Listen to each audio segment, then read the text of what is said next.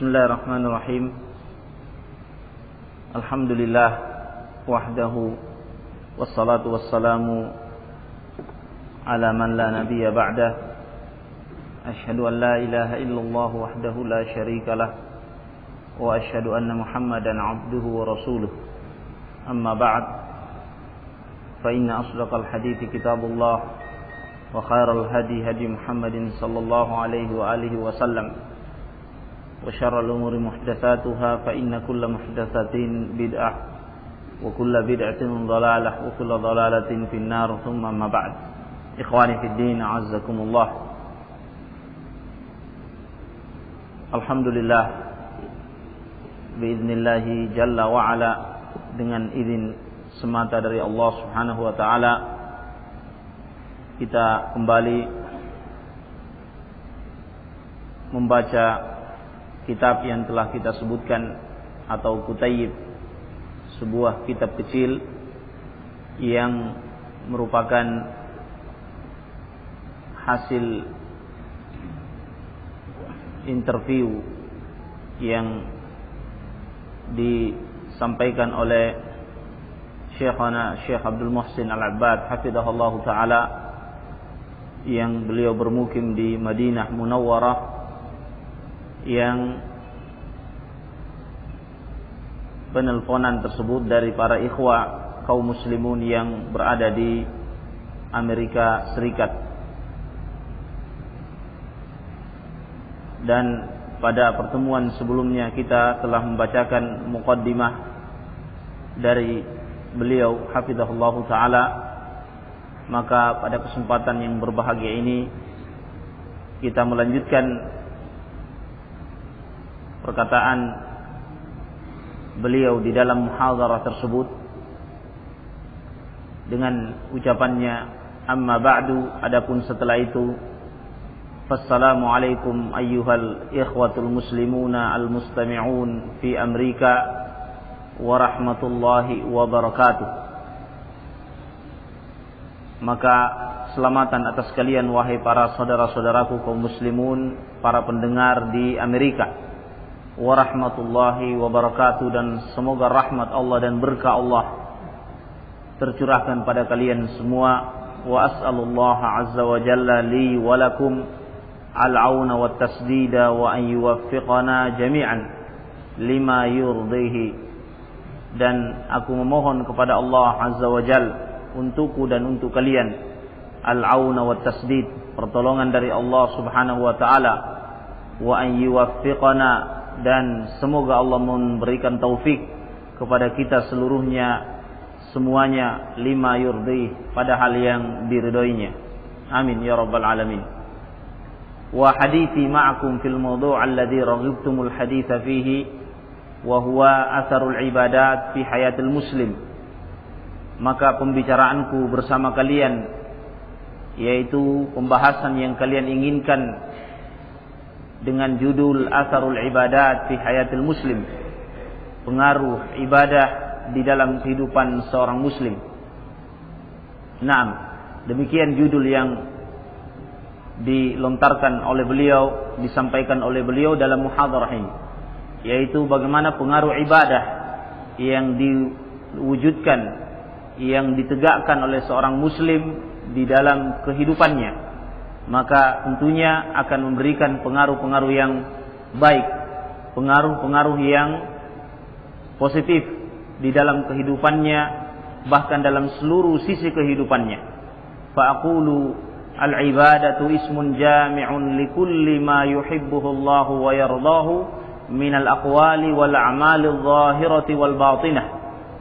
Maka aku katakan, ibadah adalah, yakni definisi ibadah yang termaksud atau tertera di dalam judul Atharul Ibadat, bagaimana pengaruh ibadah di dalam kehidupan seorang muslim. Maka saya katakan bahwa ibadah definisinya adalah ismun jami'un likulli ma yuhibbuhu Allah wa yardah, yaitu segala nama yang mencakup pada apa yang dicintai oleh Allah Subhanahu wa taala dan diridhoinya. Minal aqwali wal a'mali adh-dhahirati wal batinah, berupa ucapan-ucapan dan perbuatan-perbuatan yang nampak maupun yang tersembunyi. Inilah hadza huwa ahsanu ma qila fi ta'rifil ibadah. Inilah yang terbaik dari apa yang dikatakan di dalam definisi al-ibadah. Di dalam mendefinisikan makna ibadah yang terbaik dari apa yang disebutkan oleh para ulama, yang dijelaskan oleh para ulama Ahlus Sunnah wal Jamaah adalah apa yang telah disebutkan oleh beliau. Ismun jami'un likulli ma yuhibbuhu Allah wa yardahu minal aqwali wal a'mali adh-dhahirati wal batinah. Segala nama yang mencakup apa yang dicintai dan diridhoi oleh Allah Subhanahu wa taala, baik berupa ucapan ataupun perbuatan yang nampak dan yang tersembunyi. Yakni yang nampak adalah dengan ucapan lisan atau dengan perbuatan anggota badan. Adapun yang tersembunyi adalah ucapannya hati ataupun amalan-amalannya hati. Maka selama dia dicintai oleh Allah dan diridhoi oleh Allah Subhanahu wa taala, maka dia bermakna ibadah. Nah, mungkin antum baru mendengar ucapan hati dan amalan hati. Makna al-batinah, makna ucapan atau amalan yang tersembunyi, yaitu ucapannya hati dan amalannya hati. Ucapannya hati yang dimaksud adalah niat. Adalah niat. Segala amalan kita akan dijelaskan bahwa prinsip Ahlus Sunnah wal Jamaah diterima atau tidaknya amalan tergantung dengan niatnya. Maka niat ini yang dimaksud adalah ucapannya hati. Itulah niat. Naam, yaitu dituntut kita untuk ikhlas. Dan selain dari ikhlas karena Allah, juga dituntut kita untuk membedakan dengan niat tersebut satu ibadah dari ibadah-ibadah yang lainnya. Ini makna niat. Jadi maknanya ada dua, yaitu ikhlas, kemudian membedakan satu ibadah dari ibadah-ibadah yang lainnya. Barang siapa yang salat zuhur ikhlas karena Allah, tetapi niatnya dia tidak membedakan dengan salat asar, maka salat ibadah salatnya tidak sah, sekalipun dia ikhlas karena Allah. Jadi makna niat di sini ada dua, ucapannya hati yang tersembunyi, yaitu niat ikhlas dan membedakan tamyiz al-ibadat an ghairiha, memisahkan, membedakan satu ibadah dari ibadah-ibadah yang lainnya. Dengan itulah Allah Subhanahu wa taala akan menerima segala amalan-amalan kita. Kemudian amalan-amalannya hati, yaitu mahabbah, ta'zim, rasa cinta, pengagungan kepada Allah, tawakal, dan selainnya dari amalan-amalan hati, rasa takut, rasa harap, semuanya adalah amalan-amalannya hati. Maka definisi daripada ibadah adalah segala jenis apa yang dicintai oleh Allah dan diridhoi berupa ucapan atau perbuatan yang nampak dan yang tersembunyi. Ucapan yang tersembunyi adalah niat, ucapannya hati, dan amalan yang tersembunyi adalah amalan-amalannya hati. Adapun ucapan yang nampak adalah dengan lisan, dan amalan yang nampak adalah amalan dengan anggota badan. Itulah makna al-ibadah. Walil ibadah ahammiyatun uzma. Kemudian ibadah memiliki kedudukan yang agung di dalam Islam. Nah, barang siapa yang menegakkan ibadah ini, maka mesti akan memberikan pengaruh yang baik di dalam kehidupan setiap muslim. Oleh karena itu ibadah ini ahammiyatun uzma, kata beliau, memiliki kedudukan yang sangat agung. Wa dzalika anna Allah azza wa jalla khalaqal khalq wa arsala ar-rusul wa anzala al-kutuba lil amri bi ibadatihi wan nahyi an ibadati ghairi. Oleh karena itu Allah Subhanahu wa taala menciptakan makhluk karena sebab ibadah. Ini menunjukkan ketinggian dan kedudukannya ibadah. Allah Subhanahu wa taala menciptakan jin dan manusia, bahkan seluruh makhluk alam semesta ini adalah untuk beribadah kepada Allah. Dan juga Allah Subhanahu wa taala mengutus para rasul juga adalah karena sebab ibadah. Artinya kalau bukan karena ibadah, Allah tidak mengutus para nabi dan rasul. Kalau bukan karena ibadah, Allah tidak menciptakan alam semesta ini. Demikian pula Allah Subhanahu wa taala menurunkan al-kutub, menurunkan kitab-kitab dari langit juga karena sebab ibadah. Allah Subhanahu wa taala tidak akan menurunkan wahyu kitab-kitab tersebut kalau bukan karena sebab ibadah. Maka semua ini menunjukkan bahwa ibadah ahammiyatun uzma, laha ahammiyatun uzma, memiliki kedudukan yang sangat agung di dalam kehidupan muslim, dalam syariatul Islam. Faqala subhanahu wa ta'ala, dalil-dalil yang menunjukkan akan apa yang disebutkan bahwa penciptaan jin dan manusia karena ibadah adalah firman Allah Subhanahu wa taala yang sering kita dengarkan dalam surat Az-Zariyat. Wa ma khalaqtul jinna wal insa illa liya'budun. Tidaklah aku menciptakan jin dan manusia kecuali untuk beribadah, kecuali karena ibadah kepada Allah Subhanahu wa taala. Demikian pula Allah Subhanahu wa taala tidaklah menciptakan atau mengutus para rasul juga karena ibadah. Dalilnya adalah firman Allah Subhanahu wa taala, "Wa laqad ba'atsna fi kulli ummatin rasulan an i'budullaha wajtanibut taghut." Benar-benar sungguh kami mengutus pada setiap umat seorang rasul. Allah Subhanahu wa taala mengutus pada setiap generasi seorang rasul. Untuk apa? An i'budullaha wajtanibut taghut. Agar mereka beribadah kepada Allah, hanya kepada Allah Subhanahu wa taala, dan menjauhi segala bentuk taghut, yakni segala bentuk kesyirikan-kesyirikan. Demikian pula Allah Subhanahu wa taala berfirman menjelaskan tentang tujuan diturunkannya Alkitab, yaitu juga karena sebab ibadah. Di dalam firman-Nya, "Wa ma arsalna min qablika min rasulin illa nuhi ilaihi annahu la ilaha illa ana fa'budun." Tidaklah kami mengutus sebelummu wahai Muhammad seorang rasul pun kecuali kami wahyukan kepadanya Alkitab, wahyu, yakni kitab-kitab dari langit yang merupakan wahyu dari Allah Subhanahu wa taala. Apa tujuannya? Misinya annahu la ilaha illa ana fa'budun, bahwasanya tidak ada segala bentuk ibadah yang hak kecuali hanya kepada Allah Subhanahu wa taala, fa'budun, maka beribadahlah hanya kepadaku. Demikian firman-firman Allah Subhanahu wa taala yang menjelaskan tentang kedudukan ibadah di dalam kehidupan seorang muslim, dalam kehidupan setiap muslim, akan sangat menentukan sa'adah dan saqayahnya, bahagiaan dan kesengsaraannya seorang muslim ditentukan dengan nilai ibadah yang dia tegakkan dalam kehidupannya. Naam, wal ibadatu anwa'un katsira.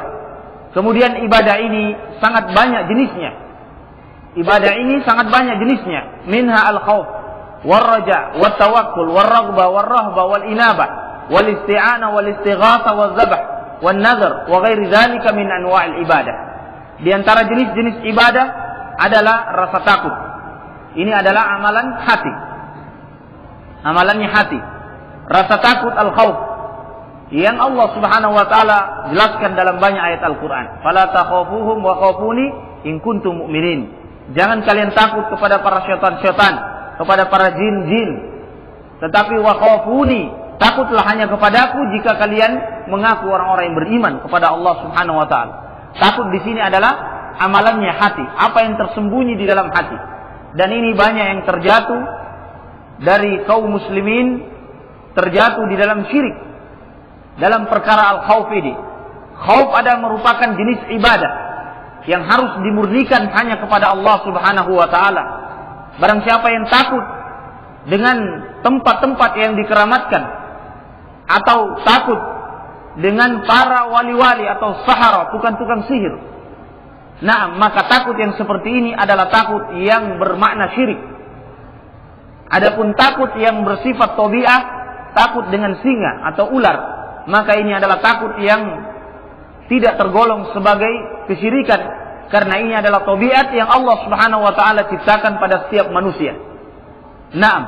Adapun takut yang mengandung makna syirik adalah apa yang Allah Subhanahu wa taala sebutkan, yaitu takut yang di luar dari tabiat. Takut di dalam keyakinannya, takut dengan para jin-jin, dengan syaitan. Nah, maka takut yang seperti ini dicela dan dilarang oleh Allah Subhanahu wa taala. Fala takhafuhum wa khafuni in kuntum mu'minin. Kalau muncul takut yang seperti ini, maka hendaklah kita beristighfar kepada Allah Subhanahu wa taala dan kita melawannya. Kita melawan dengan membacakan ayat-ayat Allah atau doa-doa yang terdapat di dalam ayat-ayat Allah atau hadis-hadis Rasulullah sallallahu alaihi wasallam. Dengan itu menghilangkan rasa takut kita. Nah, maka diharamkan takut dengan tempat-tempat yang dikeramatkan seperti kuburan misalnya. Kalau muncul rasa takut, kita bertobat kepada Allah dan kita melawannya. Takut dengan lautan, tempat tertentu. Kalau melewati lautan harus membuang sesajian, telur atau ayam dan selainnya. Maka takut yang seperti ini bersifat syirkiyah, syirik yang sangat diharamkan oleh Allah Subhanahu wa taala. Naam, fala takhshawhum wakhshawni. Jangan kalian takut, tapi takutlah hanya kepadaku. Maka al-khauf adalah salah satu jenis dari jenis-jenis ibadah. Demikian pula ar-raja, rasa harap juga adalah salah satu jenis ibadah. Sebagaimana Allah, dan dia adalah merupakan amalannya hati. Sebagaimana Allah Subhanahu wa taala berfirman, "Faman kana yarju liqa'a rabbih falyamal 'amalan shalihan wa la yusyrik bi'ibadati rabbih ahada." Barang siapa yang mengharapkan perjumpaan hanya kepada Allah, ikhlas dengan mengharapkan perjumpaan kepada Allah dalam segala amalan-amalan kebajikannya, falyamal 'amalan shalihan. Barang siapa yang ikhlas, hendaklah dia beramal dengan amalan saleh dan jangan sekali-kali dia berbuat syirik dengan sesuatu apapun.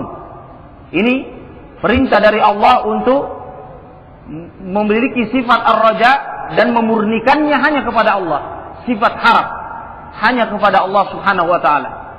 Ini juga sebagian dari manusia terjatuh di dalam bentuk kesyirikan dalam ibadah ar-raja ini. Ibadah hati yaitu sifat harap. Sampai-sampai ada yang menggantungkan harapannya dengan manusia, dengan makhluk. Nasibnya, hidup dan matinya menggantungkan kepada makhluk, kepada pimpinannya atau kepada yang selainnya. Naudzubillah, kepada para guru-guru atau wali-walinya. Harapannya tergantung kepada makhluk. Maka yang seperti ini adalah syirkun akbar.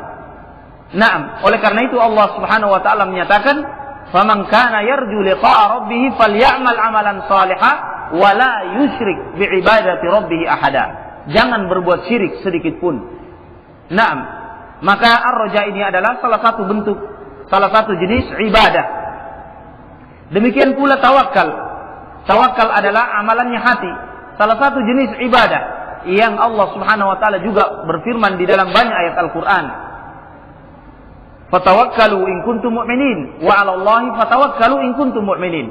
Kepada Allah lah kalian bertawakal jika kalian orang-orang yang beriman. Wa may yatawakkal 'ala Allah fa huwa hasbuh. Siapa yang bertawakal kepada Allah, maka Allah menjamin hidupnya. Naam, hidup dan matinya dijamin oleh Allah Subhanahu wa taala. Karena tawakalnya, rojanya, rasa takutnya semuanya hanya kepada Allah. Naam, qul inna salati wa nusuki wa mahyaya wa mamati lillahi rabbil alamin. Semuanya karena Allah. Hidup matinya, sesembelihannya, ibadahnya, semuanya karena Allah Subhanahu wa taala. Demikian pula ar-raghbah. Sifat ar-raghbah war-rahbah. Naam. Raghbah adalah keinginan untuk menghasilkan sesuatu. Rasa cinta terhadap sesuatu sehingga kita akan menghasilkan, menjalankan sesuatu tersebut, menempuh sebab-sebabnya. Ini namanya raghbah. Adapun rahbah lawannya. Lawannya rahbah, membenci sesuatu kemudian upaya untuk meninggalkannya. Ini namanya rahbah. Dan Allah Subhanahu wa taala berfirman di dalam Al-Qur'an tentang raghbah dan rahbah ini, dan juga al-khusyu'. Innahum kanu yusari'una fil khairat wa yad'unana raghaban wa rahaba wa kanu lana khashi'in. Sesungguhnya mereka mengharapkan, innahum kanu yusari'una fil khairat, bersegera dalam segala kebaikan, dan mereka berdoa kepada Allah dengan penuh raghbah dan rahbah, penuh harap dan cemas, harapannya untuk mendapatkan cintanya Allah Subhanahu wa taala. dan cemasnya takut akan mendapatkan azab murka Allah Subhanahu wa taala. Jadi seorang mukmin dituntut oleh Allah Tabaraka wa taala untuk berdoa dengan penuh raghbah dan rahbah dan juga khusyuk. Wa kanu lana khashi'in, dan mereka kepada kami khusyuk, penuh dengan kekhusyuan. Khusyuk adalah hadirnya hati. Hadirnya hati di dalam memahami akan makna ibadah yang sedang dia tegakkan. Kalau dia sholat, hatinya khusyuk, yakni dia memahami makna sholat tersebut, baik dalam makna gerakannya, terlebih-lebih di dalam makna bacaan-bacaannya, azkarnya, zikir-zikirnya. Ini makna al-khusyuk yang dengannya mendatangkan rasa takut kepada Allah Subhanahu wa taala. Naam. Kemudian al-inabah wal inabah juga demikian, adalah jenis ibadah. Wa anibu ila rabbikum. Kembalilah, al-inabah, kembalilah kepada Allah. Allah menyeru kita semua, yakni selalu mengembalikan segala perkara kita. Kalau kita berbuat dosa, kita kembali kepada Allah bertobat. Kalau kita berbuat yang melanggar dari syariah, kita segera kembali kepada Allah Subhanahu wa taala. Kalaupun kita beribadah dengan ibadah-ibadah yang syar'i, juga kita kembalikan semua itu kepada Allah Subhanahu wa taala. Bahwa semuanya diterima tidaknya tergantung dengan kehendak Allah, dan Allah Subhanahu wa taala Maha Adil dan mengetahui siapa-siapa yang benar-benar di dalam ibadah tersebut mewujudkan segala syarat-syaratnya sehingga diterima oleh Allah Subhanahu wa taala, dan siapa yang sebaliknya. Allah Subhanahu wa taala mengetahui. Kita kembalikan segala amalan-amalan kita, segala ibadah kita kepada Allah Subhanahu wa taala. Wa anibu ila rabbikum wa aslimu lahu, dan berserah dirilah hanya kepadanya. Demikian pula al-isti'anah, iyyaka na'budu wa iyyaka nasta'in. Hanya kepada Allah kami memohon pertolongan, isti'anah, dalam segala problem, dalam segala permasalahan, problematika hidup kita, kita serahkan, memohon pertolongan kepada Allah, bukan kepada selainnya. Adapun kepada makhluk dalam perkara ta'awun 'alal birri wat taqwa, ini adalah dituntut dan disyariatkan oleh Allah untuk kita saling tolong menolong. Tetapi hakikat isti'anah yang bermakna ibadah, kita hanya minta kepada Allah Subhanahu wa taala. Adapun pertolongan sesama kita, ini semua dibawa tergantung dengan pertolongan dari Allah Subhanahu wa taala. Kalau Allah menghendaki, maka akan terwujudkan. Kalau Allah tidak menghendakinya, maka tidak akan terwujudkan. Sekalipun kita akan meminta tolong kepada seluruh makhluk di muka bumi ini. Naam. Iyyaka na'budu wa iyyaka nasta'in. Hanya kepada Allah kita beribadah, dan hanya kepada Allah kita mohon pertolongan. Wal istighatsah, demikian pula istighatsah. Idz tastaghithuna rabbakum fastajaba lakum anni mumiddukum. Bahwasanya ketika kalian istighatsah, mengadukan nasib kalian kepada Allah Subhanahu wa taala, kepada Rabb kalian, fastajaba lakum, Allah mengabulkannya. Ayat ini turun pada kaum muslimin di dalam perang apa? Di dalam perang Siapa yang menjawab? Perang apa? Perang Badar. Barakallahu fiik. Nah, di dalam perang Badar yang jumlah kaum muslimin pada waktu itu dibanding dengan kaum kufar jauh berbeda. Jauh berbeda. Tetapi kaum muslimun istighatsah hanya kepada Allah. Naam, berserah diri mengadukan nasibnya hanya kepada Allah. Lalu Allah Subhanahu wa taala mengabulkan doa mereka sehingga memenangkan peperangan tersebut. Sehingga memenangkan apa? Peperangan tersebut. Karena mereka istighatsah kepada Allah, bukan kepada melalui para pawang-pawang sebagaimana yang dilakukan oleh banyak kaum muslimin di zaman sekarang ini. Naam, berdoa, beristighatsah melalui para wali-wali, menyebut-nyebut nama wali, Abdul Qadir Jailani atau Badawi atau yang selainnya. Naam, kalau di mana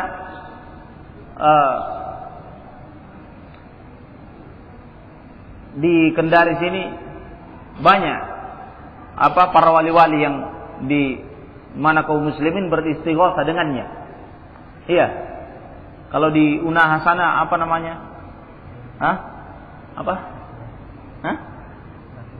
Laki Dende. Iya, pahlawannya ya. Iya. Di Unaha dekat dari kita.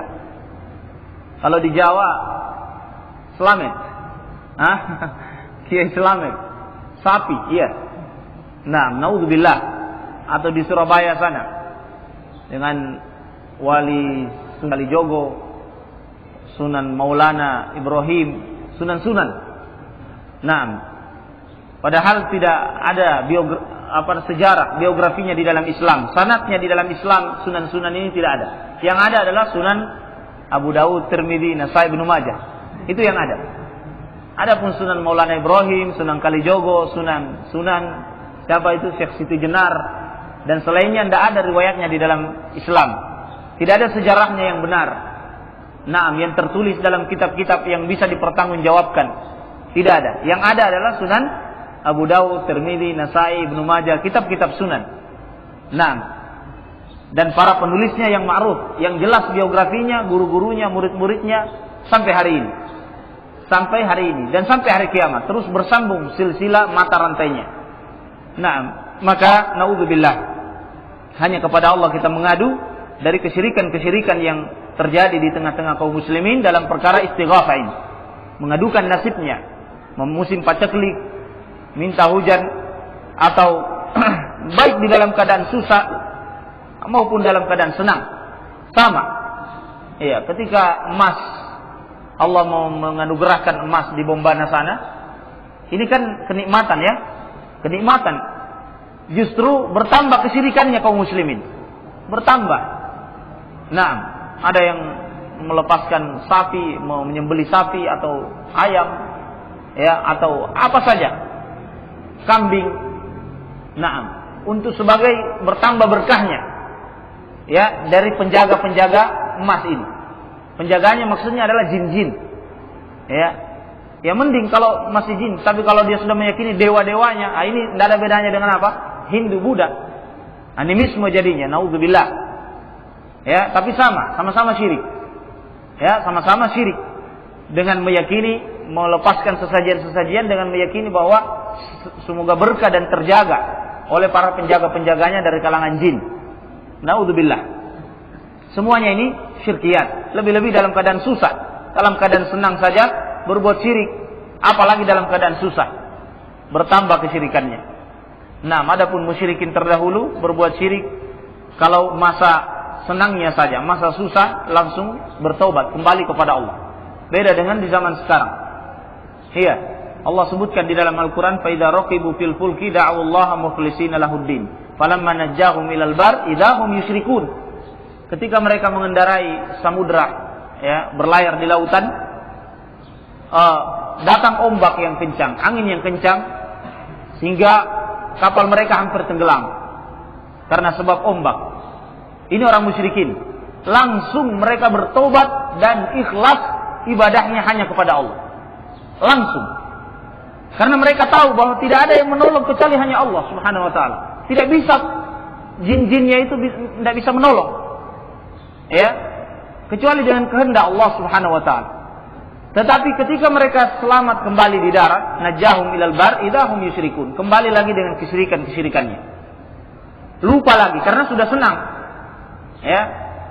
Ini musyrikin. Adapun kaum muslimin di zaman sekarang dalam keadaan senang berbuat syirik, lebih-lebih dalam keadaan susah. Lebih-lebih dalam keadaan susah.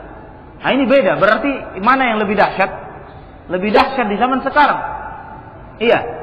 Karena di zaman dulu pada masa genting bertobat, mengikhlaskan ibadah kepada Allah. Adapun di zaman sekarang tidak, bertambah kesyirikan-kesyirikan tersebut. Maka ini adalah musibah yang menimpa umat ini, dan kepada Allah kita mengadu dan memohon pertolongan. Naam. Kemudian az-zabah. Wadzabhu wan nadhr, menyembelih juga adalah jenis ibadah. Menyembelih sebagaimana yang telah kita sebutkan di dalam firman Allah Subhanahu wa taala, "Qul inna salati wa nusuki wa mahyaya wa mamati lillahi rabbil alamin." Wa nusuki yakni ay dzabhi. Katakanlah, salatku, sesembelihanku, hidup dan matiku semuanya hanya untuk Allah. Nah, maka barang siapa yang menyembelih untuk selain Allah, baik menyembelih untuk orang mati, orang meninggal, maka ini adalah perbuatan syirik. Perbuatan syirik, memperserikatkan Allah di dalam ibadah yang bernama zabah, menyembelih. Maka menyembelih hanya karena Allah. Menyembelih yang disyariatkan di dalam Islam, menyembelih hewan kurban di Idul Adha. Di Idul Adha. Kemudian menyembelih hewan kurban pada nasikahan. Ya, orang yang akikahan menyembelih kambing pada hari ke-7. Kalau laki-laki 2 kambing, kalau perempuan 1 kambing. Ini. Kemudian yang disyariatkan pula di dalam Islam menyembelih adalah di musim haji bagi orang yang menunaikan ibadah haji. Kalau haji tamattu atau haji qiran, dia menyembelih yang disebut dengan hadiyu. Yang disebut dengan hadiyu salah satu kewajiban dari kewajiban haji tamattu dan haji qiran. Adapun haji ifrad maka tidak wajib menyembelih. Ya, ini yang disyariatkan di dalam Islam, menyembelih. Atau yang disyariatkan pula adalah menyembelih dalam kehidupan sehari-hari untuk makan, ya, barang siapa yang ingin makan kambing atau makan ayam, ya, dia sembelih ayamnya dengan bismillah hanya karena Allah. Ini juga disyariatkan. Adapun selain dari ini menyembelih tidak disyariatkan oleh Allah Subhanahu wa taala. Nah, barang siapa yang menyembelih selain dari ini, baik karena adanya orang meninggal atau adanya emas misalnya muncul, ya, dari bumi ini, kemudian menyembelih, atau berziarah ke suatu kuburan, ya, kemudian menyembelih, maka semua sesembelihan yang seperti ini ghairu syar'iyyah, tidak disyariatkan dan mengandung kesyirikan, baik syirkun akbar ataupun syirkun asghar. Nah, jadi ini perlu kita pahami bahwa menyembelih adalah bentuk ibadah. Kita harus menunaikannya sesuai apa yang disyariatkan oleh Allah Subhanahu wa taala, tidak boleh kita menambah dari sesuatu yang tidak ada syariatnya. Nah, kemudian an-nazar, bernazar. Ini juga adalah jenis ibadah. Jenis ibadah. Allah Subhanahu wa taala berfirman di dalam Al-Qur'an, "Yufuna bin nadri wa yakhafuna yawman kana syarruhu mustatira." Orang-orang yang menunaikan nazarnya dan karena takut kepada Allah Subhanahu wa taala, yang di hari azabnya Allah sangat dahsyat, yakni di yaumul qiyamah. Naam. Allah memuji di sini orang-orang yang bernazar dan menunaikan nazarnya. Akan tetapi nazar ini di dalam hadis Rasulullah alaihi salatu wassalam dirinci. Ada nazar yang syar'i, ada nazar yang makruh. Nah, apa itu nazar yang syar'i? Nazar yang syar'i adalah nazar yang tidak menginginkan balasan. Bukan dalam rangka menginginkan balasan. Ini nazar yang syar'i. Sunnah. Orang yang bernazar dengan menginginkan balasan, maka hukumnya makruh. Seperti kebanyakan yang terjadi pada kaum muslimin. Misalnya kalau saya lulus pegawai negeri, saya puasa 3 hari. Kalau lulus. Jadi dia ada balasan. Dia mau berpuasa karena adanya apa? Kelulusan. Nah, ini yang disebut oleh Rasulullah, yastakhriju minal bukhl. Nazar yang makruh yang bersumber dari kebakilan. Maksudnya dia bakhil, kikir untuk beribadah kepada Allah kecuali kalau diberi nikmat. Kalau dia tidak diberi nikmat, artinya dia tidak beribadah. Nikmat lulus baru mau berpuasa. Nikmat kalau sudah sembuh dari sakitnya, saya puasa hari Senin Kemis. Nah, ini namanya nazar yang yastakhriju minal bukhl, yang makruh hukumnya. Tetapi barang siapa yang sudah melakukannya nazar yang seperti ini, falyu'addiha, kata Rasulullah, wajib untuk dia menunaikannya. Wajib untuk dia menunaikannya. Nah, ini nazar yang makruh. Adapun nazar yang syar'i adalah nazar yang murni, bukan karena adanya balasan, sebagai bentuk balasan, tidak. Tapi murni, dia tidak mendapatkan kenikmatan, dia bernazar. saya sudah punya uang, sudah mampu saya untuk berhaji. Saya bernadar, tahun ini insya Allah saya akan menunaikan haji. Nah, sudah ada kenikmatan itu di tangan saya, sudah ada harta saya, sudah ada. Kemudian maka ini wajib dia menunaikan haji tersebut pada tahun tersebut. Dan nadar yang seperti ini nadar yang syar'i, dicintai oleh Allah Subhanahu wa taala dan wajib ditunaikan. Karena bukan dalam rangka balasan. Nah, inilah makna firman Allah Subhanahu wa taala di dalam Al-Qur'an, yufuna bin nadri wa yakhafuna yawman kana syarruhu mustatira. Surah apa ini? Hah? Al-Insan. Hah? Al-Insan. Nah, Al-Insan insyaallah taala. Ya. Baik. Wa ghairi dzalik min anwa'il ibadah, dan selainnya dari jenis-jenis ibadah. Sudah waktu Isya? Hah? Belum? Baik. Wa minal ibadat, dan diantara jenis-jenis ibadah yang lainnya arkanul Islam, adalah rukun-rukun Islam. Semua juga adalah ibadah. Jadi setelah beliau menyebutkan definisi ibadah, memberikan contoh. Ya, contoh atau jenis-jenis ibadah. Contoh-contohnya di dalam Al-Quran dan di dalam hadis Rasulullah SAW. Dan di antara contoh-contoh ibadah adalah apa yang terdapat dalam rukun-rukun Islam.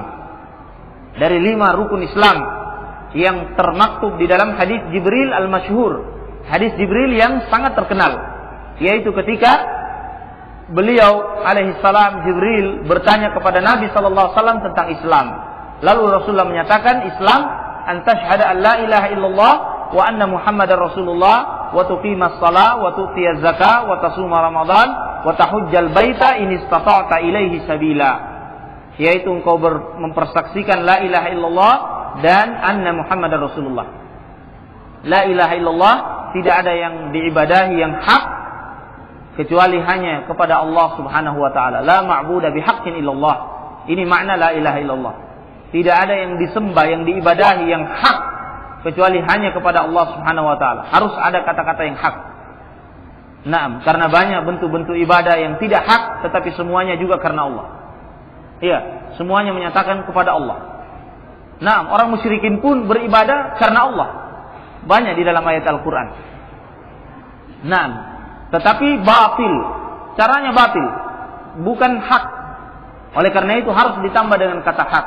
La ma'buda bihaqqin illallah, mempersaksikan bahwa tidak ada yang diibadahi yang hak kecuali hanya Allah Subhanahu wa taala, dan bahwasanya Muhammad adalah Rasul Allah. Ini syahadah yang pertama. Kemudian menegakkan salat yang kedua, menunaikan zakat yang ketiga, berpuasa di bulan Ramadan yang keempat, wa tahujjal baita in istata'ta ilaihi sabila, dan berhaji pada Baitullah di Ka'bah Makkah Al-Mukarramah jika engkau mampu melakukan perjalanan. Ini yang kelima. Nah, jika engkau mampu melakukan perjalanan, maka ini rukun-rukun Islam, semuanya ibadah, semuanya jenis ibadah. Dan hadis ini adalah awalu hadis indahu fi kitabil iman, adalah awal hadis yang diletakkan oleh Imam Muslim di dalam sahihnya dalam kitabul iman. Dalam apa? Kitabul iman, awal hadis yang disebutkan oleh Imam Muslim di dalam sahihnya. Ini menunjukkan bahwasanya hadis ini adalah hadis yang agung. Naam, dan merupakan arkanul Islam, rukun-rukunnya Islam. Wallahu ta'ala a'lamu bissawab. Kita cukupkan insyaallah, kita lanjutkan pada pertemuan berikutnya. Kalau masih ada waktu sebelum salatul isya bagi yang ingin bertanya, fal yatafaddal. Silahkan. Nah, sebaiknya pada setiap ta'lim 5 atau 10 menit kita persilahkan untuk bagi yang memiliki pertanyaan untuk bertanya. Nah, 5 atau 10 menit. Jadi diingatkan setiap majelis, insyaallah taala lebih afdal insyaallah. Karena terkadang ada yang keliru atau ada yang punya iskal, punya masalah dalam apa yang kita jelaskan, bisa langsung ditanyakan. Nah, Baik, saya akhiri dengan kafarah majelis, lebih kurangnya saya mohon dimaafkan. Subhanakallahumma bihamdik, asyhadu an la ilaha illa anta astaghfiruka wa atubu ilaik. Akhiru da'wana alhamdulillahirabbil alamin.